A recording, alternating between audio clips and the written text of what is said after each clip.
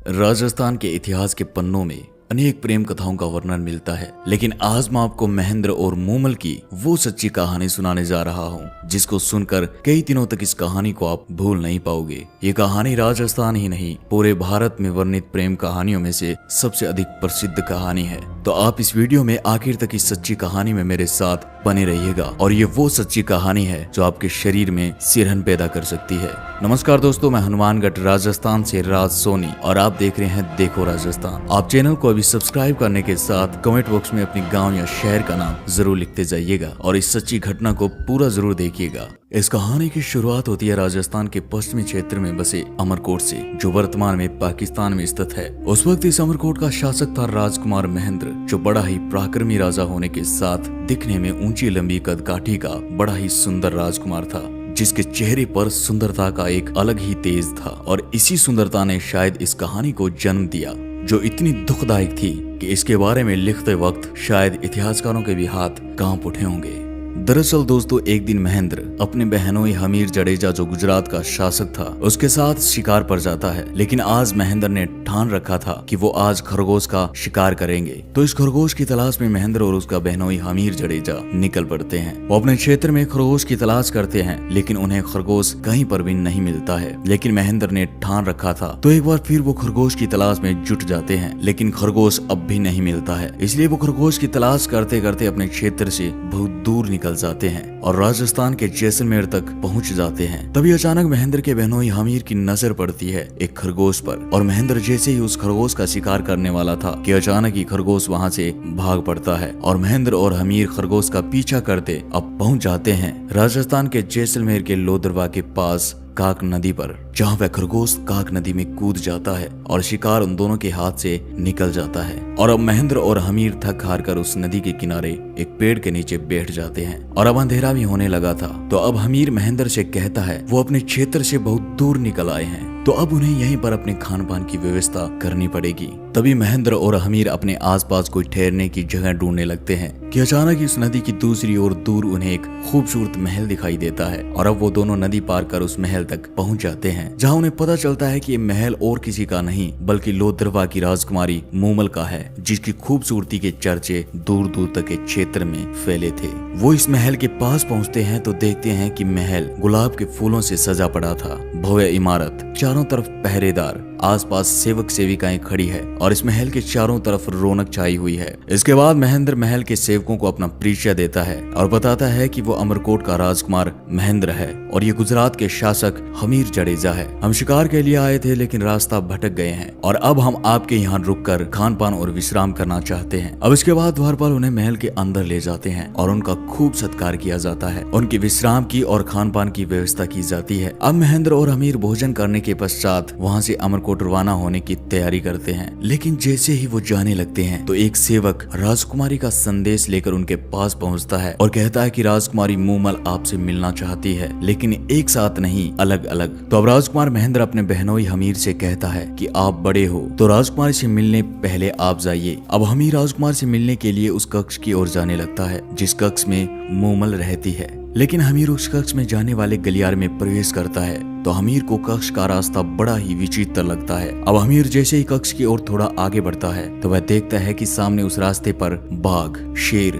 और मगरमच्छ जैसे अनेक खतरनाक जानवर थे। और ये देखते ही हमीर तुरंत ही वापस मुड़ जाता है और आकर महेंद्र को बताता है कि ये कैसी विचित्र महिला है जिसने अपने पहरेदार के रूप में खतरनाक जानवरों को रख रखा है। यह सुनते ही तुरंत महेंद्र कहता है कि मैं जाऊंगा उस राजकुमारी से मिलने जिसने अपनी सुरक्षा के लिए इन खतरनाक जानवरों को रखा हुआ है। और इतना कहकर महेंद्र हाथ में तलवार लिए राजकुमारी मूमल के कक्ष की ओर जाने लगता है। और वह जैसे ही कक्ष के पास पहुंचा तो सामने एक शेर को देखता है और अपनी तलवार से उस शेर की गर्दन धड़ से अलग कर देता है। और गर्दन अलग होते ही महेंद्र को पता चलता है कि ये सब असली नहीं बल्कि मोम के हैं, लेकिन देखने पर असली प्रतीत होते हैं। अब इसके बाद महेंद्र राजकुमारी मूमल के कक्ष तक पहुंच जाता है और वह जैसे ही कक्ष में प्रवेश करता है तो सामने का मंजर देखकर महेंद्र की नजरें ठहर जाती है। वह सामने देखता है कि एक सुंदर कन्या जिसकी आंखें हिरनी जैसी, जिसके बाल एड़ियों तक लंबे, जिसका चेहरा शरद रात्रि के पूर्णिमा के चांद जैसा, वह कन्या महेंद्र की प्रतीक्षा में उसके सामने खड़ी थी। और ये कन्या कोई साधारण कन्या नहीं, बल्कि लोदरवा की राजकुमारी मूमल थी, जिसकी सुंदरता का बखान दूर दूर तक के क्षेत्र में फैला हुआ था। लेकिन इस कहानी में इसके साथ जो होता है वो सुनकर आपके शरीर के रोंगटे खड़े होने के साथ साथ आपकी रूह भी कांप जाएगी। इसके बाद उस कक्ष में खड़े महेंद्र की नजरें मूमल से हट ही नहीं रही थी। वह उसे देखकर अभिभूत हो जाता है। मूमल इतनी आकर्षित थी कि महेंद्र मूमल पर कायल हो जाता है, और इधर मूमल भी इस ऊंचे कदकाठी के सुंदर नवयुवक को देखकर उससे आकर्षित हो जाती है, और पहली ही मुलाकात में दोनों को आपस में प्रेम हो जाता है। अब इसके बाद मूमल और महेंद्र बातें करने लगते हैं, और मूमल और महेंद्र बातों में इतना खो जाते हैं कि उन्हें पता ही नहीं चलता कि कब रात बीत गई। और अब अगली सुबह जब महेंद्र राजकुमारी मूमल से अमरकोट जाने की इजाजत मांगता है तो मूमल महेंद्र को रोकती है, और मूमल ने महेंद्र के सामने अपने विवाह का प्रस्ताव रख देती है। और इतना सुनते ही महेंद्र कहता है कि वह इस प्रस्ताव को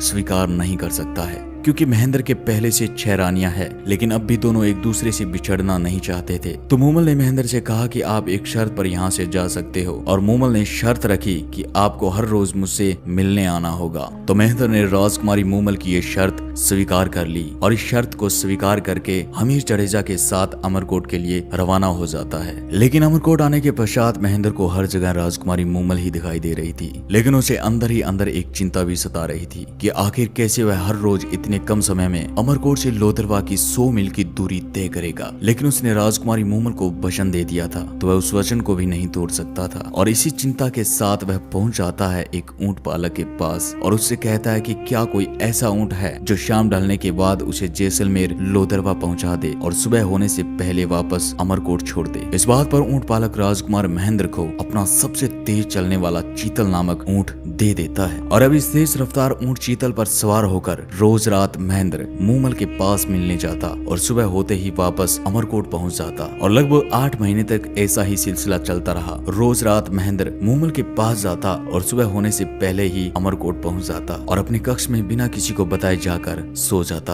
अब दोस्तों धीरे धीरे महेंद्र की सभी रानियों को शक होने लगता है। तो एक दिन सभी रानियां मिलकर सबसे छोटी रानी के पास जाती है, और महेंद्र के हर रात गायब होने का कारण पूछती है, क्योंकि महेंद्र पिछले 8 महीने से अपनी रानियों को समय नहीं दे पा रहा था, और इसी बात ने उन रानियों को शक पैदा कर दिया था। अब वो सभी रानियां जैसे ही छोटी रानी के पास पहुंचती है तो छोटी रानी कहती है कि उसे नहीं पता कि आखिर महेंद्र रात को जाता कहाँ है। वह हर रात गायब रहकर सुबह आकर अपने कक्ष में सो जाता है। तो अब इसी चिंता के साथ महेंद्र की सभी रानियां मिलकर अपनी सास के पास जाती है और उन्हें सारी घटना से अवगत करवाती है। तो महेंद्र की माँ छोटी रानी से पूछती है कि महेंद्र जब घर आता है तो कैसी हालत में होता है। तो छोटी रानी बताती है कि महेंद्र पूरी तरह भीगा होता है और सुबह जल्दी आकर कक्ष में सो जाता है। और इसी बात पर महेंद्र की माँ छोटी रानी को कहती है कि अब जब महेंद्र भीगा हुआ आए तो एक बार उसके बालों पर चिपका पानी मुझे लाकर दिखाई। और छोटी रानी वैसा ही करती है। वह महेंद्र के बालों से टपका पानी एक बर्तन में इकट्ठा कर अपनी सास को दिखाती है, और महेंद्र की माँ जैसे उस पानी को चखती है तो उसे पता चलता है कि ये पानी तो काक नदी का है। बस महेंद्र की माँ को सब समझ में आ जाता है कि उसका बेटा रोज रात उस क्षेत्र की सबसे खूबसूरत राजकुमारी मूमल के पास जाता है, जिसका महल काक नदी के किनारे है। और अब ये बात जब महेंद्र की रानियों को पता चलती है तो वो महेंद्र को मूमल से मिलने से रोकने के लिए एक तरकीब लड़ाती है, और वो उस ऊंट जिस पर अब तक राजकुमार महेंद्र जाता था